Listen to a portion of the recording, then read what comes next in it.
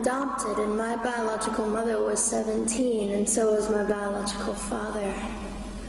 She was 7.5 months pregnant when she decided to go to Planned Parenthood, which is the largest abortion provider in the world, and they counseled her to have a late-term saline abortion, which is a saline solution that is injected into the mother's womb. The baby gulps that solution, it burns the baby inside and out, and then she is to deliver a dead baby within 24 hours. And to everyone's great shock and surprise, I didn't arrive dead but alive on April the 6th, 1977 in a Los Angeles County abortion clinic. What's fantastic about this, about the perfect timing of my arrival, is that the abortionist was not on duty yet. So he wasn't even given the opportunity to continue on with his plan for my life, which was death. And I know that I am in a government building, and a beautiful one it is, and I love your country as well as my own. But I know in the age that we live in, it is not at all politically correct to say the name of Jesus Christ in places like this. To bring him into these sorts of meetings, because his name can make people so terribly uncomfortable. But I didn't survive so I could make everyone comfortable. I survived so I could stir things up a bit. And I have a great time doing it.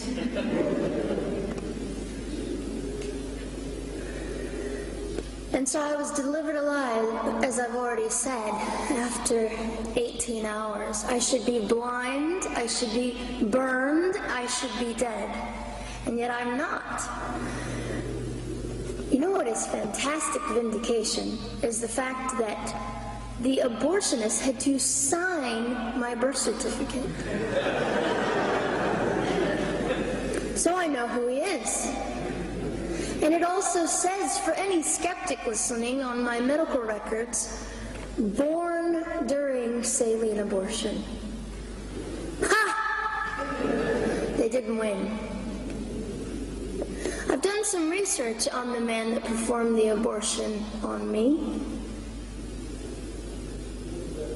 And his clinics are the largest chain of clinics in the United States of America, and they gross $70 million a year. I read a quote from him at some point several years ago, and he said, "I have aborted over 1 million babies, and I consider it my passion." I tell you these things because, listen, ladies and gentlemen, we are in an interesting battle, whether we realize it or not, in this world. It is a battle between life and death. What side are you on?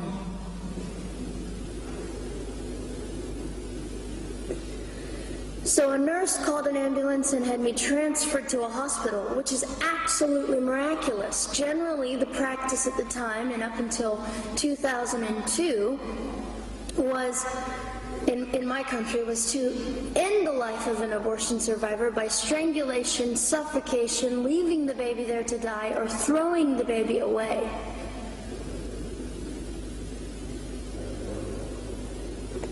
But on August the 5th, 2002, my extraordinary President Bush signed into law the Born Alive Infants Protection Act to prevent that from occurring anymore. You see, we're playing for keeps. We're playing for, I'm hoping to be hated by the time that I die so that I can feel God about me and understand what it was to be hated. He was hated. Christ was hated. And not that I look forward to being hated, but I know along my journey, I know I'm already hated because I declare life. I say, you didn't get me. The silent Holocaust didn't win over me. And my mission, ladies and gentlemen, among many things, is this: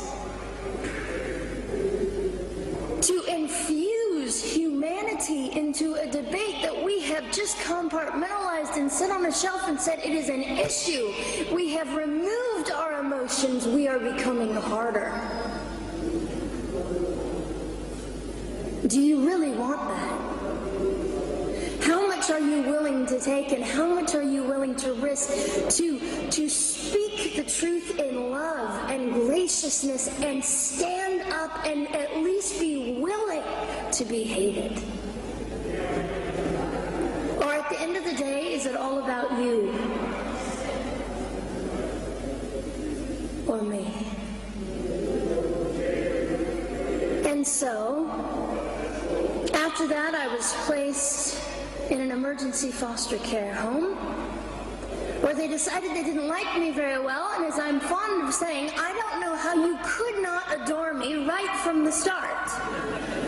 What is wrong with these people? But they didn't. You see, I've been hated since conception by so many, and loved by so many more, but most especially by God. I'm his girl. You don't mess with God's girl. I got a sign on my forehead that says, you better be nice to me because my Father runs the world.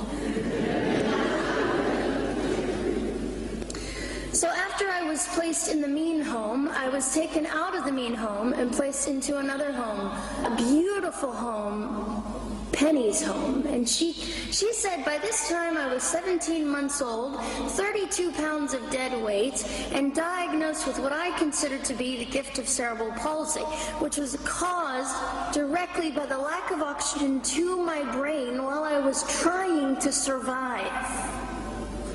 Now, I am just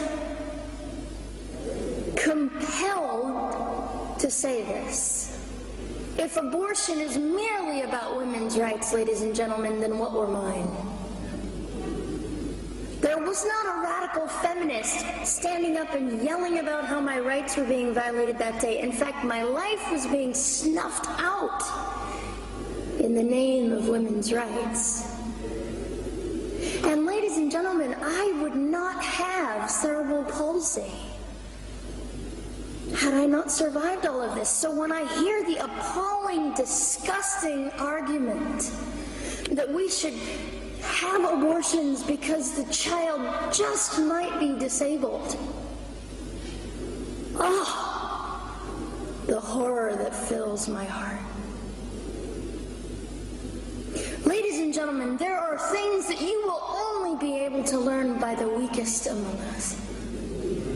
And when you snuff them out, you are the one that loses. The Lord looks after them, but you are the one that will suffer forever. And what arrogance, what absolute arrogance, and it has been an argument for so long in this human place that we live, that the stronger should dominate the weaker, should determine who lives or dies. The arrogance of that, don't you realize that you cannot make your own heart beat? Don't you realize that all the power that you think you possess, you really possess none of it? It is the mercy of God that sustains you, even when you hate him.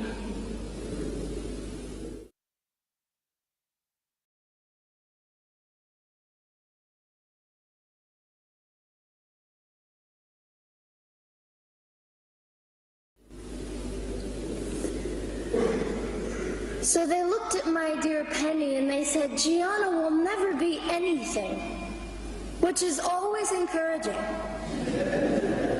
And she decided to ignore them, and she worked with me 3 times a day, and I began to hold up my head, and they said, well, Gianna will never this and never that. Long story shorter, I was walking by the age of 3.5 with a walker and leg braces, and I stand up here today with a mild little limp, and without a walker and like graces.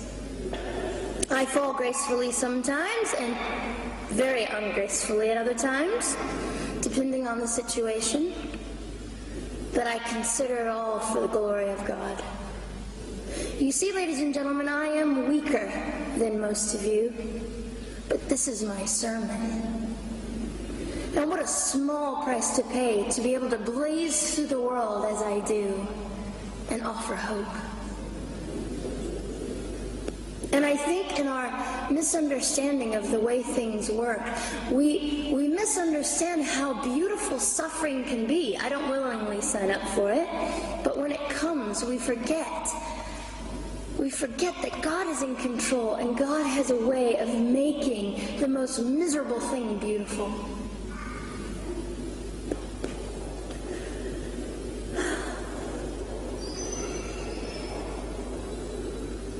I have met my biological mother.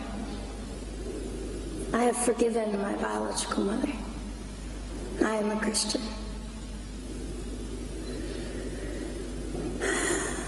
She's a very broken woman. She came to an event I was having 2 years ago, showed up unannounced, and said, "Hello, I'm your mother." And it was a very difficult day. And yet, while I was enduring all of this, you'll probably think I'm silly, but I was sitting there and I was thinking, I don't belong to you. I belong to Christ.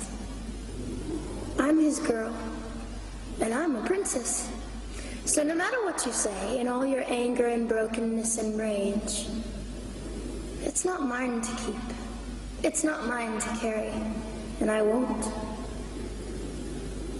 I was saying all this inside. So ladies and gentlemen, you have an opportunity. But for just a brief moment, I would like to speak directly to the men in this room and do something that is never done. Men, you are made for greatness. You are made to stand up and be men. You are made to defend women and children, not stand by and turn your head when you know murder is occurring and do nothing about it. You are not made to use women and leave us alone. You are made to be kind and great and gracious and strong and stand for something. Because men, listen to me. I am too tired to do your job.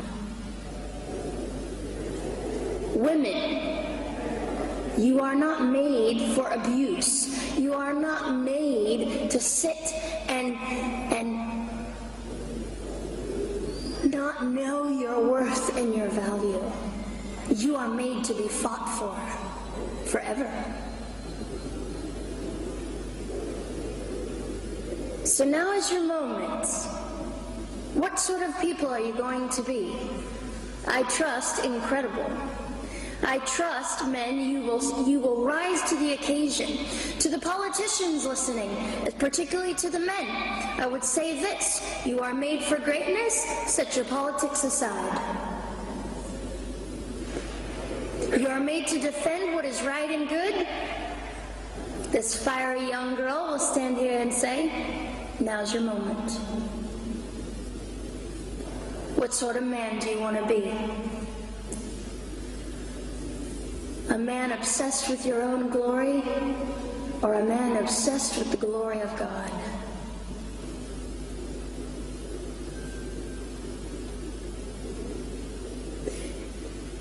It's time to take a stand, Victoria.